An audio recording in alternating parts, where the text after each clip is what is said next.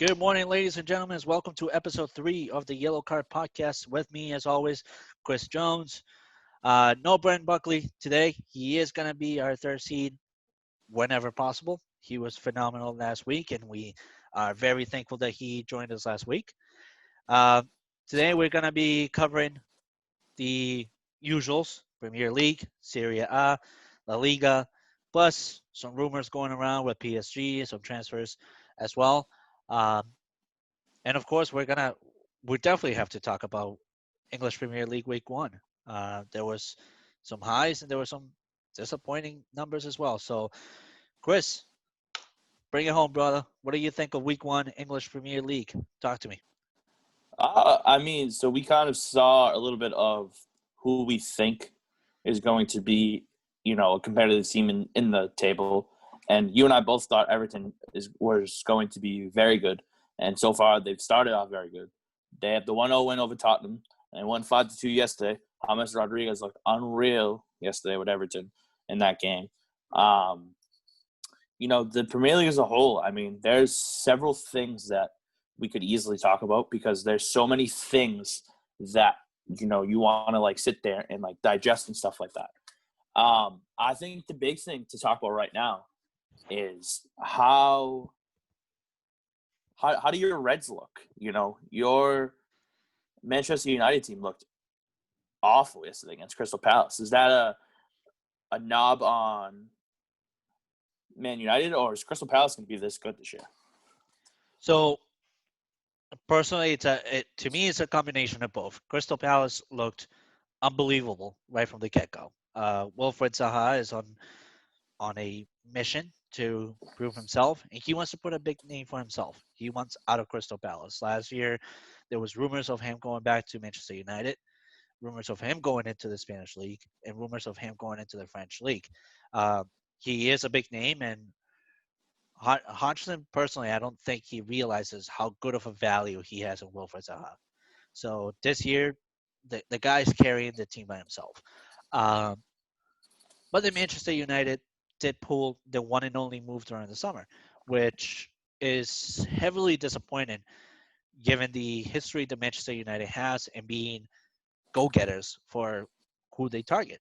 Um, Seeing that they only focus on Jadon Sancho for so long, it was beyond disappointing. It's like putting all your money, putting all your eggs in one basket and hoping for the best. Nobody ever does that. Donny Van de Beek did look really good. He actually scored for us, so that was great. Uh, but there's a big concern in our center backs, and also not seeing Aaron Wan-Bissaka starting yesterday. That was concerning. That right flank in itself, putting Mensah in there was just a band-aid for the cut itself. Um, Also, not seeing Fred or Matic starting is heavily disappointing as well. Uh, so I personally think Ole Gunnar Solskjaer is going to have to do a lot of work around that lineup. Um, and he's also going to need to do some major signings. He's going to need to look for a reliable defense. Luke Shaw is bound for another injury. He looked good yesterday, but he's not somebody I want to put in left wing and rely on him heavily. Neither is No. Brandon Williams. Brandon Williams is a really good guy. He's a young talent. I think he's got a bright future for him. But he's not the guy that we should put as a resource with a heavy name team like Manchester United is in its history. So disappointing week 1 for sure. I do think the Reds have it in them to bounce back. Their behavior during the summer was also not that great. Seeing people test positive for COVID, some people even get arrested, and even our captain not displaying the needs of a captain. He was in trouble in Greece and didn't even look so good at all yesterday. It was like he was there, but he really wasn't there. Um, the hair, to me, he looked good. He made the one incredible save that I thought for sure was a goal. Um, But quite frankly, that position is Dean Henderson's. I think the Hayes time in Manchester United is over. It's time for him to go on to a new chapter and redo himself. I think at Manchester United, he's just been so used and he's gotten so comfortable within that position that he's forgotten to be the goalie that we need him to be. Um, that's just my opinion. But aside of that, I definitely agree with you. Everton looked incredibly powerful. Um, Allen and James Rodriguez definitely looked to have a very good connection. And that was something that you and we both thought for sure was going to happen. Um, Tottenham actually looked good yesterday, aside of a disappointing start. Um, and the one matchup that I'm definitely looking forward to today is Liverpool versus Chelsea. Chelsea doing so many signings that that team just looks that team has the potential to win this year's Premier League championship. Uh, but Liverpool is not far behind either. They just pulled They Diogo just put they Jota. just mm-hmm. They just put Diogo Jota from Wolves. They just brought Thiago Bayern Munich. from Bayern Munich, and I don't think they're done. I really don't think they're done. No. Uh, Diogo Jota and Firmino up front, that is a match made in heaven. Mm-hmm. Diogo Jota was a powerful forward for Wolves. He, in my opinion, Diogo Jota is the same as a Andres Iniesta with Messi. He Right. is what made Raul Jimenez happen. Exactly. He's So the reason why Raul Jimenez is so highly sought out right now. yeah, exactly. So after seeing that, I kind of have to take my comments back out of episode one and say Liverpool does have a chance now. Um, I don't think they're done signing more people. They could very well get Upa Upamaneko, however you say his last name, Yeah. from Leipzig. You know, uh, it's kind of, Liverpool is kind of one of those teams like a wait and see what happens team because at any point they could set up a major potential at any point. So, um, but I'm also the story that I'm most excited about though is the comeback of Gareth Bale to Tottenham. That is the call of a hero knocking on the door and saying, I want to come back. And with Mourinho, who saw him in his first year at Real Madrid and saw the potential this guy had, Mourinho, we all know it's ingrained in his DNA. He is that guy to lit a fire under everyone's ass. And Gareth Bale has that vengeance toward aligned with him. So it would not be surprising to me either if Tottenham all of a sudden ends sixth, maybe even seventh. Who knows? Yeah. Um, what are your thoughts though? Uh, so to go on the Reds real quick, I think that Gunner has to move off of James. He doesn't produce to the level that you need him to play in the midfield, and I feel like a guy like Fred or even Van de Beek, you can play in there, and or even Pogba, you can mix them up. I think you'll get more out of them than you will out of James. They need to move on from him. He's not good for that team. I don't, at least in my opinion, I don't think so. I don't know I what think your thoughts are on him. I think that the thing with Daniel James is he's not being rightfully utilized. To me, he's that like really good winger that you want in offense, but that's not his wing.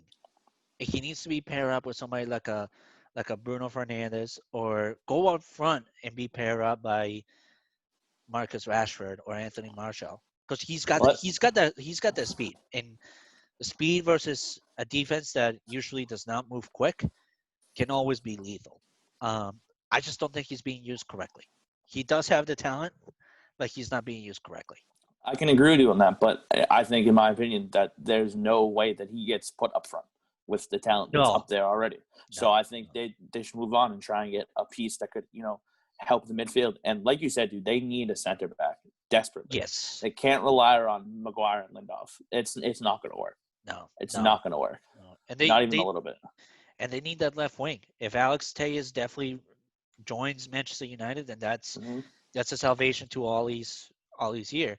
Um, Exactly. but they But need a center you back. still need that guy in the center. You need Yep. that guy to help take the load off De Gea.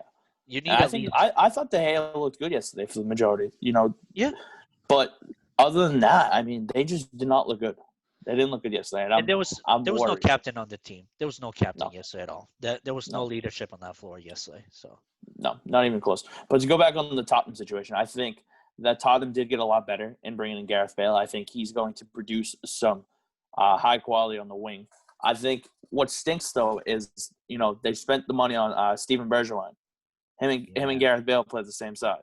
So what are you how Mourinho does with that is to be seen. But also, you know, he left Dele Alli off the starting 11 today. Could he yeah, be on the move? yeah. What There's do you think of that? Do you think with PSG being rumored to go for him, do you think a PSG would go for him, or do you actually see him going into a Spanish league? I could see him going to PSG because I can see PSG making whatever move necessary to try and keep Mbappe and Neymar there because that is their plan. They want to build a team around those two, and if those two aren't happy with being there, then PSG, yes, they'll still dominate the French league because there's really no good teams in the French league, but they're going to struggle to get the talent that wants to come there because the reason why players want to go there is because they have guys like Neymar and Mbappe on it. So I think for PSG, they really need to get as much help as they can, Yeah, especially no, for Champions League football. that's definitely a hell of an input there. I wouldn't have thought of it that way. Um, Personally, I see Neymar repeating the same situation as Leo Messi did with Barcelona, just because there was such a high premium paid for Neymar. Right. No, I Uh, agree with. but I I don't. already agree with this take. I already agree with this take But because it's the same thing. I don't see Mbappe staying at PSG. I I don't just need it. don't. I think the chemistry between Neymar, Di Maria, and hell, even his forwards is just no longer there. And Mm-hmm. I think Mbappe being so young, he's the same. He's in the same page as Thiago. He's up for a whole new challenge. Uh, and I mean, Thiago was crucial to Bayern Munich's midfield game. Uh, However way you put it, he was just crucial. Um, I just don't.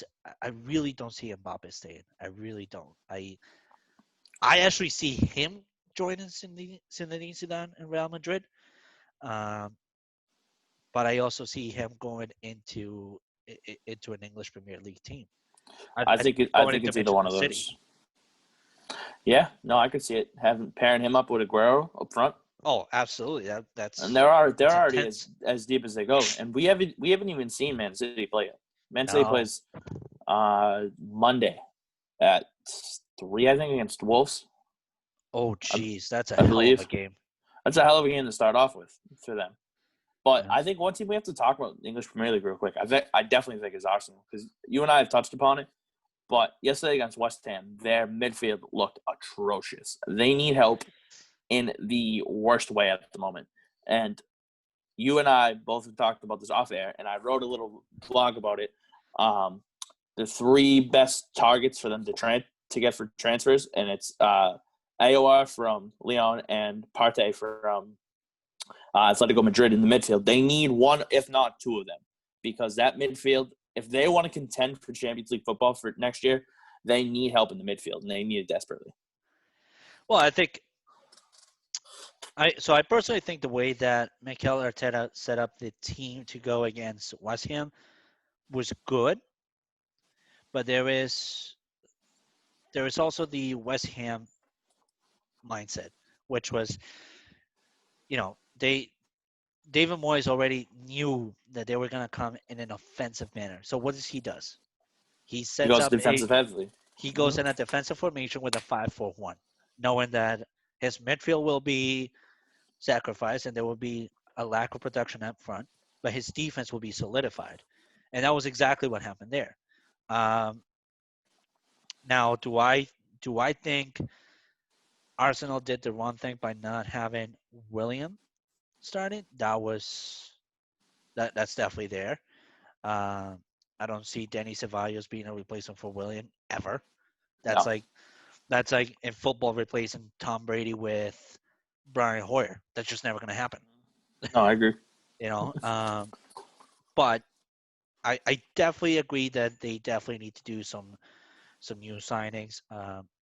I like I like your couple of options that you're offering.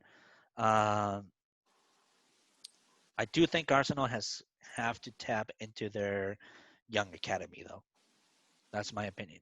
Um, you gotta you gotta pull a dark horse out of the team, and Yeah, I think Arsenal may have some young talent in there.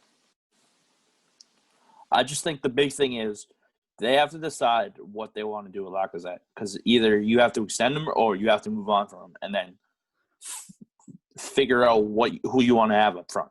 Because Yeah, that's their big issue right now is if they're paying Lacazette, they have to also figure out how they're going to pay to get a midfield because they desperately need it. I agree. I agree. But I mean, they can also. So I like you couple of targets that you put. I definitely like Partey joining Arsenal. Uh, but I also wouldn't put it past them if they go for Lions midfielder. What's his name? Hussein Hussein Awar, whatever. Awar, yep, I had him in there too. Yeah, But the I thing really is, don't think they will put it past them. they've talked, and Leon has I wouldn't even say a high price on him, but Leon has a price that, for whatever reason, Arsenal is not willing to match. Like Arsenal and AOR have already like come to terms and stuff like that. They need to get on board with Leon, and they're struggling to do it right now. And that's the only reason why I said Partey as a backup because I feel like again this could be part of the reason why David De Gea could leave. You could send him there, send him to Atletico, right, and then and some cash or whatever, and then in return you can get Partey, and then you can even get potentially Jan Oblak. There's several different ways that they can go about it. They need to figure out what the best way is. Yeah. Yep. No, I agree with you. You're definitely not wrong on Arsenal's midfield. Uh, now that I think the big question now too is so Wolves went ahead and got Fabio Silva, an 18-year-old Mm-hmm. talent from Porto. I definitely agree. He's definitely very talented. But do you think it was a risky move, and do you think it's gonna cost him a lot by making that, seeing that he's so young and so not fit for English Premier League toughness? Um, I think it's worth a risk to take because you have to look at it as they need someone to fill in for Diego Jota, Yep, and they need someone to help make Jimenez good up front again. And in order to do that, they have to take a little bit of risk. And they're taking a risk with him. And if it pays off, they look great. And if it doesn't, they move on and they try and find someone else to pair with them. that's true. There's just so many different. Again, there's so many different ways that they could go about it. That's what they're going with right now. That's what they're sticking with. So I mean, I don't hate it. I don't know how I feel about it though, but I don't hate it. I definitely don't hate it. One team I'm definitely loving so far in the English Premier League though is Leeds United. I was just about to say, if you say Leeds United, I'm all in on them. I'm all in on them. I I absolutely All in. loved the toughness they brought onto Liverpool. That was a good ass whooping, as well as a reminder that you need to be humble, regardless of who you are. Mm-hmm. But then they also turned it around and crushed Fulham in a really good performance. I mean, Fulham was real good, but Alder Costa was just on a whole different level at that game, Mm-hmm. and that to me is their talisman. That to me is their centerpiece. And if Leeds United looks to stay in the English Premier League next year, they can make a crap load of money if they move away from him and sign a couple of different guys that could build a team moving forward. Yeah. Um, their goalie is absolutely insane too. He was solid, absolutely solid. I mean, I think the only thing that Leeds United really needs to work on is their defense, but defense is a problem And you, worldwide. it's what I said last week when we were talking about them after the Liverpool game. They were up, what was it, 4-1 at one point in the Yeah. second half. They were up 4-1. They gave up 2 goals. So they could have easily just walked away with it. They need to upgrade the defense. They have to figure out what they want to do because they have guys like Alioski, who's one of their star defensive, whose contract's expiring soon. So they got some ideas that they need to work upon, but they do also have a coach that will get the most out of them every time they play. So Yes. I think it's the big thing. He has to be their coach in order for them to get to their potential. Because do you know who they're playing next? Their next match. No. Their next match is against Manchester City, 10 a.m. Saturday, October 3rd. Oh God. Oh, that is their next game. They that don't was probably by far the play toughest schedule I've ever seen unleashed on a relegation team. They don't play during match day 3. Match day 4, 10 a.m. Leeds versus Man City is a must-watch game. Also, that Saturday too, you got Man U and Tottenham, 10 o'clock. You got so many good games that in match day 4 to take advantage of. Now let's touch base on La Liga real quick. There isn't much going on there, but it is a concerning league worldwide because again there hasn't been much happening other than the Leo Messi drama. What are your thoughts? What are your thoughts going into week 1 of La Liga? I mean, just looking at it so far, neither Real or Barcelona or even Atletico for that matter have played. So it's kind of been tough to follow. Yeah. But a team to look out for, I think, based off the 2 games that they've played so far, is definitely Valencia. Valencia is going to be a tough team to play in that league. And Real Madrid starts today technically from when we're recording at 3 against Real Sociedad, and then Atletico starts Sunday the 27th, and so is Barcelona. So I think you're slowly going to start getting into seeing how these teams are going to look. But also I think that Barcelona is going to either quietly, go with what they got, or they're going to go buck wild and try and do whatever it takes to keep Messi here. So I think for me the team to definitely watch out for is it's Villarreal. Their start has been solid. It was a tied against a very hard defensive team in Huesca, but they bounced back and beat Elvar, which is also a very tough playing team. So Villarreal could easily be one to watch out for. They could be the dark horse in the chest.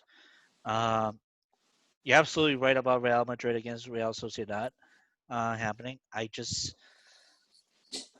I worry that Zinedine Zidane is in a position where he could very well be sacked this year. The team is just it isn't blending very well at all. Not much happening there. A lot of drama that went on with Gareth Bale and James Rodriguez. Eden Hazard is absolutely out of shape. The last time And that there was also too, this is a team that literally won the La Liga last year. yeah, and I mean they won La Liga last year, but there was also a lot of work that Gareth Bale and James Rodriguez did for them because Eden Hazard was not working out. Now they don't have those 2 pieces. They don't really have a solid bench there for them. So it's crucial and it is worrisome. I personally am seeing Zinedine Zidane being sacked halfway through the season, unless for some odd reason Real Madrid just has it in them and has a phenomenal start, which could very well happen. I think they very well could. I mean, I think just looking at their roster, I think they still got Benzema. You got Vinicius Jr. on the wing. You got Lucas Vazquez on the wing. You can get Rodrigo on a wing. You get so many options up front. Asenio, Jovic. There's plenty of talent there. The midfield, I love their midfield. I think Casemiro, Isco, Cruz, Modric. They got Odegaard back Yeah. from loan, and then their defense. You can never go wrong with the captain Sergio Ramos. Varane's always good. Marcelo, Mendy. They have solid Carvajal. They have solid defenders. I think that's going to be their big thing. Is if their defense plays well, their offense is going to figure it out really quick. I think.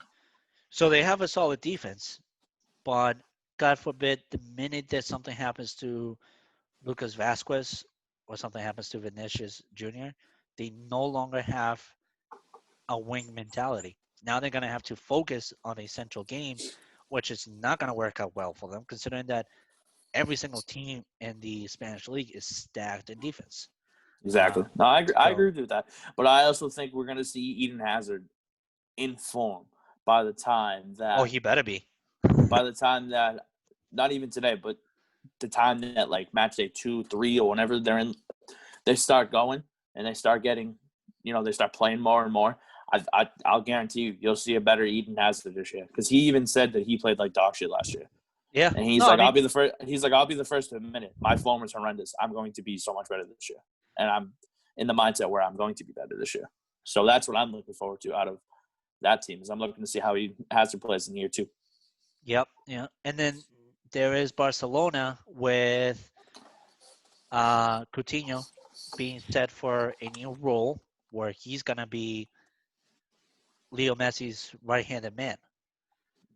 Do we see that happening, or do we not see that happen? Because that was, if you think back to when Coutinho was brought back into Barcelona, that was the whole point of him being brought in. Right. But it didn't work out because everyone else in the team was kind of Leo Messi's right-handed person at the time being. Now Leo doesn't have that much available to him, Right. with the exception of Memphis Depay. But I don't know. Do we see Barcelona bouncing back, or do we continue to see more sackings happening? I think we're going to see a little bit more sackings because right now they're looking. It looks like they're trying to get Dembele off their books, and then Luis Suarez is currently in Italy looking to Yeah.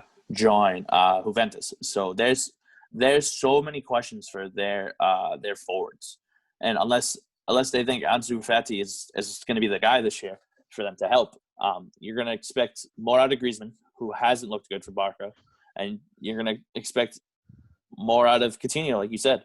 But also, too, I think their midfield, I think if you get Frankie de Jong and you get Pjanic on the same page, I think that midfield is going to be very good. Okay. Okay. I can see that definitely. Because Pjanic's a good piece. Don't get me wrong; he's a great midfielder. I loved when he played for us at Juventus, but I'm curious to see how he fits into Koeman's system, and I'm curious to see how Koeman structures the lineup and how they look. Because obviously we know about their back end. We know about Jordi Alba. We know about PK. We know about Umtiti. We know about Robert. We know about Lenglet. We know about Semena. We know about how good their back end is. Yep. How good are they going to be up front is the issue. And that was their issue last year. Is up front they weren't as good as they've been in years past. So that's why they didn't win the league. That's very true. That's very true. Well, I think that the only thing that goes on their favor is that they have a solid goalkeeper, Marc-Andre Ter Stegen. Other than that, if they just rely on their backup Neto, not really sure where they're gonna go. It's gonna be tough. Real quick, how do you feel about Atletico this year? I really don't know. I really don't know because there were rumors of them getting away from a couple of their defenders, like Santiago Arias, who's been a phenomenal left wing for them. Mm-hmm. But Alvaro Morata was really good last year too. So I'm not exactly sure how I feel about them. I hope that they win the league. I would like to see Diego Simeone having another title under his belt, but I'm not entirely sure. I'm not entirely sure just with Sevilla having a phenomenal year like last year. with Valencia being a power horse, with Villarreal showing up to be a Mhm. power horse as well. So I'm not entirely sure. Not entirely sure just yet how I feel about them. So I'm curious to see how they're going to look up front after the summer transfer because, in my opinion, they need to do whatever it takes to help Yao Felix. Yeah. They need to make sure that he is, like the like how Ronaldo was in Real Madrid. They need to make sure they bring in talent around him. There's talks that Lamar, their left winger, is potentially on the block. You Yeah. know, it all depends on how they go with it. There's so many different ways that they can go. It all depends on which way they want to go, though. And I They're think they're one of those teams, in my opinion, that if, like I said, was really to leave Arsenal, they should be making the bidding for him. 100%. They And I really think should. so again, that brings back the topic of if they really want Thomas Partey, right? Yep. Yep. Do a transfer for Lacazette. Help improve up front. I think if they improve up front, they're going to be a tough team to beat because I already like their midfield and I already like their defense. So I just think if they move up front and get some pieces to go with Felix, they're good. It's going to be tough. They're going to be Yep. tough. Yep. Yep. Yep. All right. So real real quick onto Syria, and then we'll close it off for the day. Do you actually see Luis Suarez completing his transfer into Juventus? Yes or no? I do. You do. Okay. I do, and the reason why I do is because he is doing everything in his power to become a Italian citizen, so he can join Juventus. And I think that's the big thing for them. Is if he completes it and he gets where he needs to be, I just think that he has to go there. You know what I mean? There's Yeah. just so many. It's just I don't know. He seems like such a Pirlo guy, and just thinking about it, if they can get Luis Suarez to play, who's always wanted to play with Cristiano Ronaldo, Yeah. if they can get him to go up front with an already deep team, I don't know. I just see big things happening from them. Okay. I think personally, I don't see it happening.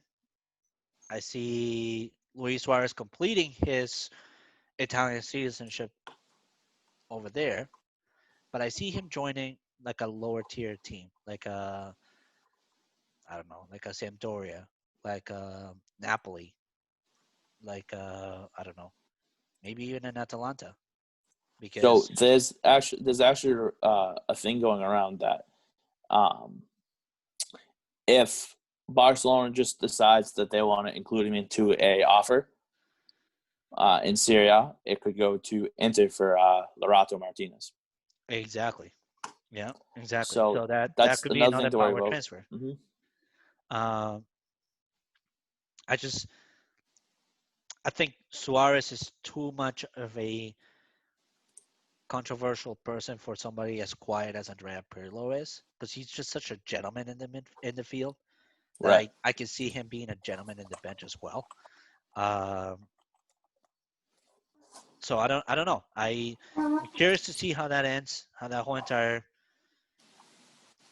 dramatic situation finally ends. But I'm definitely excited for Syria to start. That is they're in the up and coming once again. I remember the days when Serie A was just so powerful. You know, you had Francesco Totti, Andrea Pirlo, Gennaro Gattuso. Uh, you even had classic players like Clarence Seedorf. Um, you know, all these people that were there, um, and then it quickly faded away. But I think it's on its way to make a comeback. Um, and in fact, I don't know if you're up to speed, but Cristiano Ronaldo is off to a really good start already. He's already scored a goal Yeah. in today's matchup.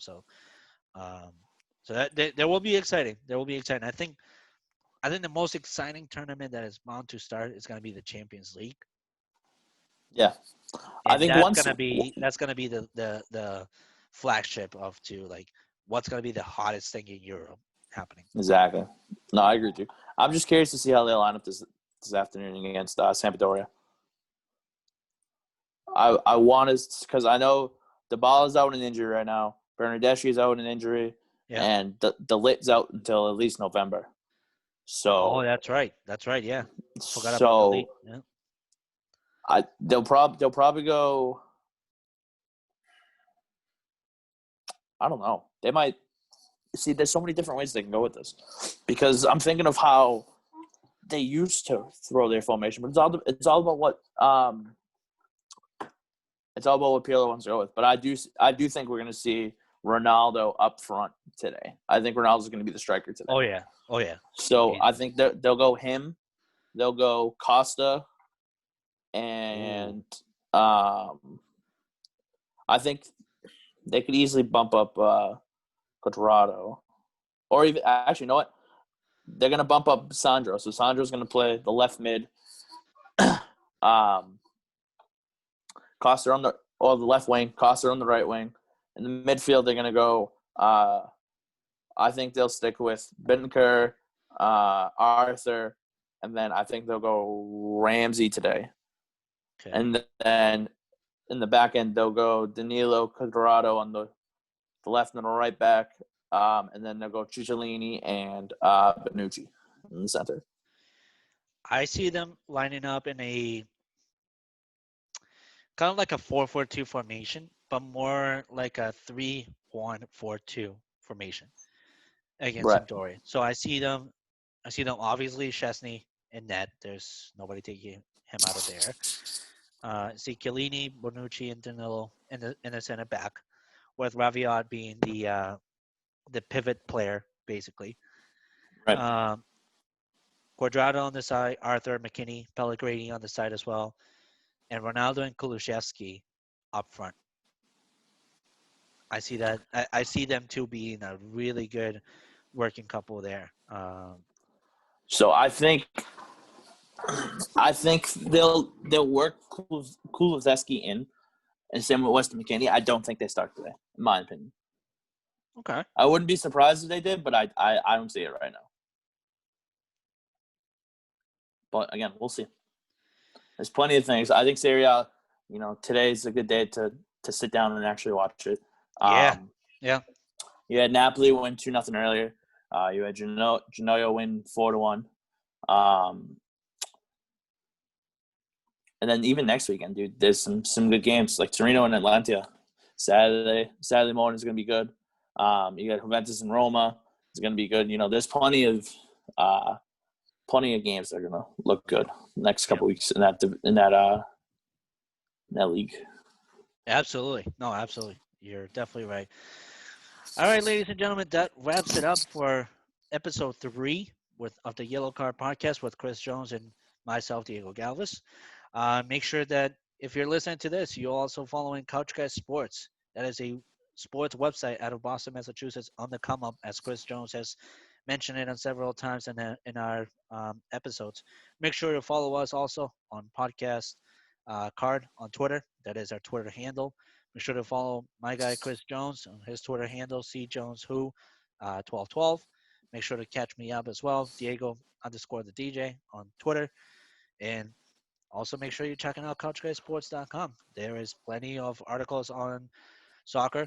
Make sure you're following Chris's podcast as well, the Chaser 617.